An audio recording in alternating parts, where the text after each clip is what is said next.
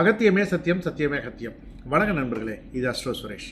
இன்றைய ஒரு நிமிட பதிவில் நாம் பார்க்க போகிற ஒரு ஜோதிட பதிவு என்ன அப்படின்னா, ஒரு கிரகமானது, நீங்கள் எந்த லக்னத்தில் பிறந்திருந்தாலும் ஒரு கிரகமானது எந்த இடத்துல இருந்தாலும் சரி, தன்னுடைய வீட்டை பார்க்கக்கூடிய அந்த தன்மையானது அந்த கிரகத்துக்கு இருந்தால் அது எப்படி இருக்கும் அப்படிங்கிறத தான் பார்க்க போகிறோம். இதற்கு சிம்பிளாக ஒரே வரியில் பதில் சொல்லணும் அப்படின்னா, அந்த கிரகத்தினுடைய காரகத்துவங்கள் பலமடையும் அப்படின்னு சொல்லலாம். சரிங்க, எந்த கிரகமும் தன்னுடைய வீட்டை பார்க்கும் பொழுது அந்த கிரகத்தின் காரகத்துவங்கள் பலமடையும் சொல்லலாம்.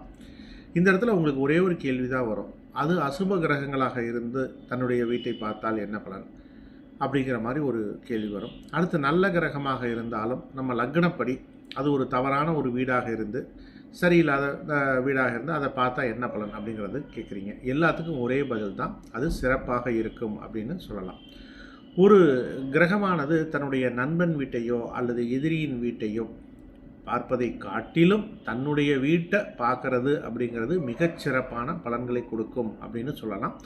அந்த பாவகம் தொடர்பான விஷயங்களில் இந்த ஜாதகருக்கு நன்மைகள் நிறைய கிடைக்கும். எதிர்மறையான பாதிப்புகள் வர வேண்டிய சூழல் இருந்தாலும் அதில் வராது. புரியுதுங்களா? இப்போது உங்களுடைய லக்னப்படி ஒரு கிரகம் பார்க்கக்கூடிய இடமானது மோசமான இடமா இருக்குன்னு வச்சுக்கோங்க. இப்போ அந்த பாவக ரீதியாக உங்களுக்கு பிரச்சனை தான் வரணும். ஆனால் ஒரு நல்ல கிரகமானது அந்த இடத்த பார்க்குது அப்படிங்கிறப்ப அதில் வரக்கூடிய பிரச்சனைகளை அது குறைத்து விடும் அப்படின்னு எடுத்துக்கங்க. இப்படி ஒரு கிரகமானது நான் தன்னுடைய வீட்டை பார்க்குறப்போ